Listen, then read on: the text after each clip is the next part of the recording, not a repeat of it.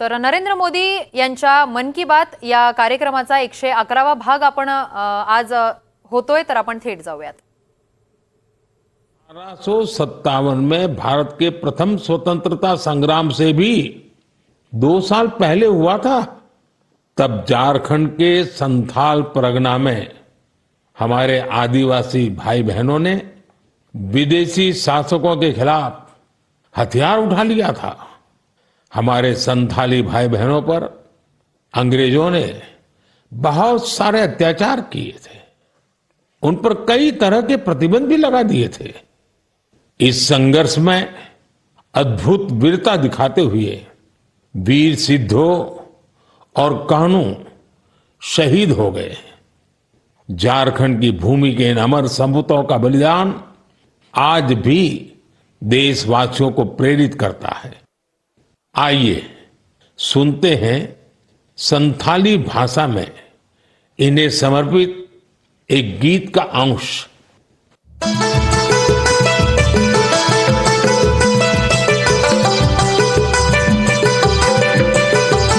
सीधा कानून बोल बुया मनावे 29 जन जहाँ दिसमरिया मरन दो संताल हुलका संताल हुंदो आंदोलना इंग्रे कानून भंगोड़लिना जुमी बंजो एसपीटी के लागुइना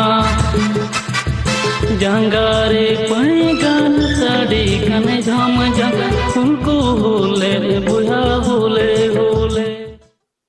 मेरे प्यारे साथियों, अगर मैं आपसे पूछूं कि दुनिया का सबसे अनमोल रिश्ता कौन सा होता है, तो आप जरूर कहेंगे मां। हम सबके जीवन में मां का दर्जा सबसे ऊंचा होता है। मां हर दुख सहकर भी अपने बच्चे का पालन पोषण करती है। हर मां अपने बच्चे पर हर स्नेह लुटाती है। जन्मदात्री मां का ये प्यार हम सब पर एक कर्ज की तरह होता है। दे तो सकते नहीं, लेकिन और कुछ कर सकते हैं क्या? इसी सोच में से इस वर्ष विश्व पर्यावरण दिवस पर एक विशेष अभियान शुरू किया गया है। इस अभियान का नाम है एक पेड़ मां के नाम। मैंने भी एक पेड़ अपनी मां के नाम लगाया है। मैंने सभी देशवासियों से, दुनिया के सभी देशों के लोगों से ये अपील की है कि अपनी मां के साथ मिलकर या उनके नाम पर एक पेड़ जरूर लगाएं। और मुझे ये देखकर बहुत खुशी है कि मां की स्मृति में या उनके सम्मान में पेड़ लगाने का अभियान तेजी से आगे बढ़ रहा है। लोग अपनी मां के साथ या फिर उनकी फोटो के साथ पेड़ लगाने की तस्वीरों को सोशल मीडिया पर साझा कर रहे हैं। हर कोई अपनी मां के लिए पेड़ लगा रहा है, चाहे वो अमीर हो या गरीब, चाहे वो कामकाजी महिला हो या गृहिणी। इस अभियान ने सबको मां के प्रति अपना स्नेह जताने का समान अवसर दिया है। वो अपनी तस्वीरों को #प्लांट फॉर मदर और #एक पेड़ मां के नाम इसके साथ साझा करके दूसरों को प्रेरित कर रहे हैं। साथियों, इस अभियान का एक और लाभ होगा। धरती भी मां के समान हमारा ख्याल रखती है। धरती मां ही हम सबके जीवन का आधार है। इसलिए हमारा भी कर्तव्य है कि हम धरती मां का भी ख्याल रखें। मां के नाम पेड़ लगाने के अभियान से अपनी मां का सम्मान तो होगा ही होगा, धरती मां की भी रक्षा होगी। पिछले एक दशक में भारत में सबके प्रयास से वन क्षेत्र का अभूतपूर्व विस्तार हुआ है। अमृत महोत्सव के दौरान देश भर में 60,000 से ज्यादा अमृत सरोवर भी बनाए गए हैं। अब हमें ऐसे ही मां के नाम पर पेड़ लगाने के अभियान को गति देनी है। मेरे प्यारे देशवासियों, देश के अलग अलग हिस्सों में मानसून तेजी से अपना रंग बिखेर रहा है और बारिश के इस मौसम में सबके घर में जिस चीज की खोज शुरू हो गई है वो है छाता। मन की बात में आज मैं आपको एक खास तरह के छातों के बारे में बताना चाहता हूं। ये छाते तैयार होते हैं हमारे केरला में। वैसे तो केरला की संस्कृति में छातों का विशेष महत्व है। छाते वहां कई परंपराओं और विधि विधान का अहम हिस्सा होते हैं, लेकिन मैं जिस छाते की बात कर रहा हूं वो है कार्थुम्बी छाते और इन्हें तैयार किया जाता है केरला के अट्टापडी में। ये रंग बिरंगे छाते बहुत शानदार होते हैं और खासियत ये कि इन छातों को केरला की हमारी आदिवासी बहनें तैयार करती हैं। आज देश भर में इन छातों की मांग बढ़ रही है। इनकी ऑनलाइन बिक्री भी हो रही है। इन छातों को वट्टालक्की सहकारी कृषि सोसाइटी की देखरेख में बनाया जाता है। इस सोसाइटी का नेतृत्व हमारी नारी शक्ति के पास है। महिलाओं के नेतृत्व में अट्टापडी के आदिवासी समुदाय ने एंटरप्रेन्योरशिप की अद्भुत मिसाल पेश की है। इस सोसाइटी ने एक बैम्बू हैंडीक्राफ्ट यूनिट की भी स्थापना की है। अब ये लोग एक रिटेल आउटलेट और एक पारंपरिक कैफे खोलने की भी तैयारी में है। इनका मकसद सिर्फ अपने छाते और अन्य उत्पाद बेचना ही नहीं है, बल्कि ये अपनी परंपरा, अपनी संस्कृति से भी दुनिया को परिचित करा रहे हैं। आज कार्थुम्बी छाते केरला के एक छोटे से गांव से लेकर मल्टीनेशनल कंपनियों तक का सफर पूरा कर रहे हैं। लोकल के लिए वोकल होने का इससे बेहतरीन उदाहरण और क्या होगा। मेरे प्यारे देशवासियों, अगले महीने इस समय तक पेरिस ओलंपिक शुरू हो चुके होंगे। मुझे विश्वास है कि आप सब भी ओलंपिक खेलों में भारतीय खिलाड़ियों का उत्साह बढ़ाने का इंतजार कर रहे होंगे। मैं भारतीय दल को ओलंपिक खेलों की बहुत बहुत शुभकामनाएं देता हूं। हम सबके मन में टोक्यो ओलंपिक की यादें अब भी ताजा हैं।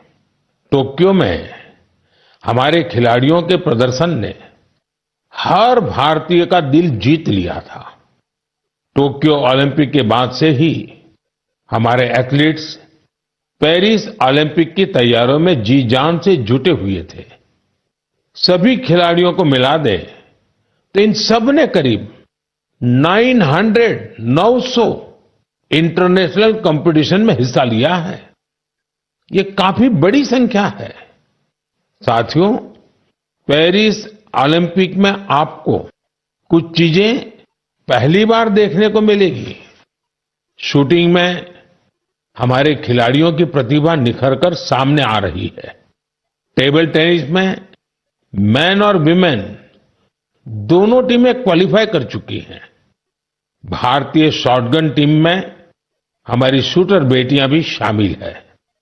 इस बार कुश्ती और घुड़सवारी में हमारे दल के खिलाड़ी उन कैटेगरीज में भी compete करेंगे जिनमें पहले वे कभी शामिल नहीं रहे। इससे आप ये अनुमान लगा सकते हैं कि इस बार हमें खेलों में अलग लेवल का रोमांच नजर आएगा। आपको ध्यान होगा, कुछ महीने पहले वर्ल्ड पारा एथलेटिक्स चैंपियनशिप में हमारी बेस्ट परफॉर्मेंस रही है, वहीं चेस और बैडमिंटन में भी हमारे खिलाड़ियों ने परचम लहराया है। अब पूरा देश ये उम्मीद कर रहा है कि हमारे खिलाड़ी ओलंपिक्स में भी बेहतरीन प्रदर्शन करेंगे। इन खेलों में मेडल्स भी जीतेंगे और देशवासियों का दिल भी जीतेंगे।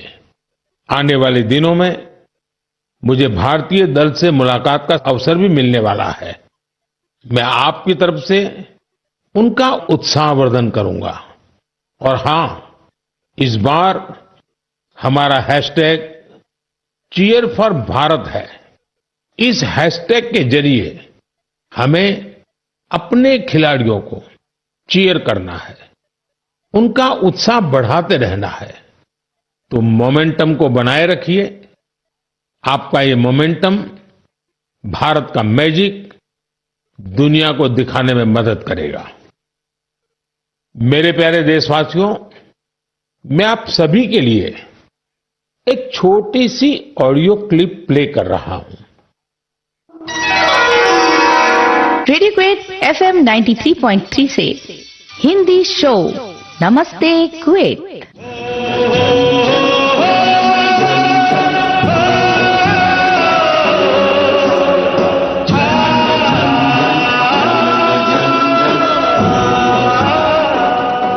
एक ऐसा कार्यक्रम जिसमें हम बात करेंगे कुवैत भारत संबंध के बारे में, कुवैत भारत संस्कृति के बारे में और उस रिश्ते के बारे में जो दोनों देशों को अलग अलग क्षेत्रों में जोड़ता है।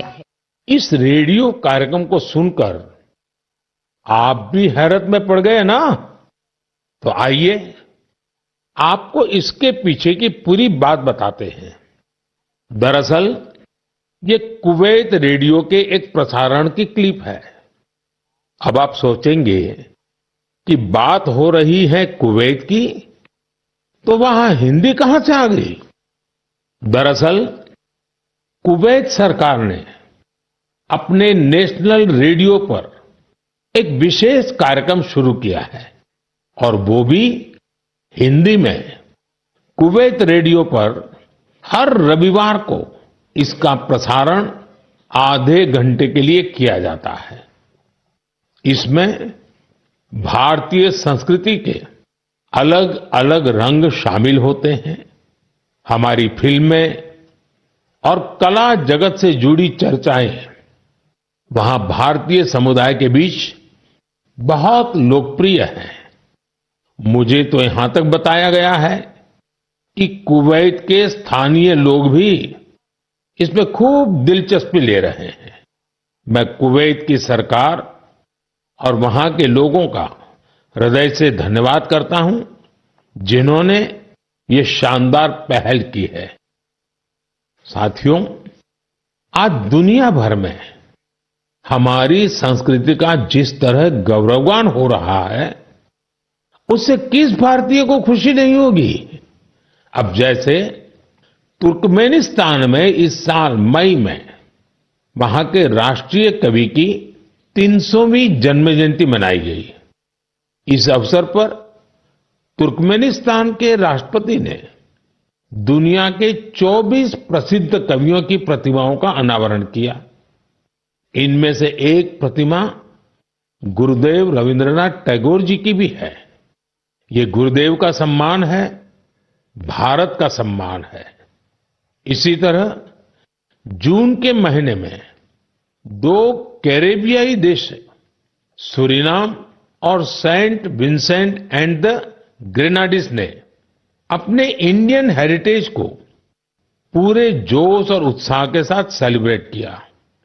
सूरीनाम में हिंदुस्तानी समुदाय हर साल 5 जून को इंडियन अराइवल डे और प्रवासी दिन के रूप में मनाता है। यहां तो हिंदी के साथ ही भोजपुरी भी खूब बोली जाती है। सेंट विंसेंट एंड द ग्रेनाडीज में रहने वाले हमारे भारतीय मूल के भाई बहनों की संख्या भी करीब 6000 है। उन सबको अपनी विरासत पर बहुत गर्व है। 1 जून को इन सब ने इंडियन अराइवल डे को जिस धूमधाम से मनाया, उससे उनकी ये भावना साफ झलकती है। दुनिया भर में भारतीय विरासत और संस्कृति का जब ऐसा विस्तार दिखता है तो हर भारतीय को गर्व होता है। साथियों, इस महीने पूरी दुनिया ने 10वें योग दिवस को भरपूर उत्साह और उमंग के साथ मनाया है। मैं भी जम्मू कश्मीर के श्रीनगर में आयोजित योग कार्यक्रम में शामिल हुआ था। कश्मीर में युवाओं के साथ साथ बहनों बेटियों ने भी योग दिवस में बढ़ चढ़कर के हिस्सा लिया।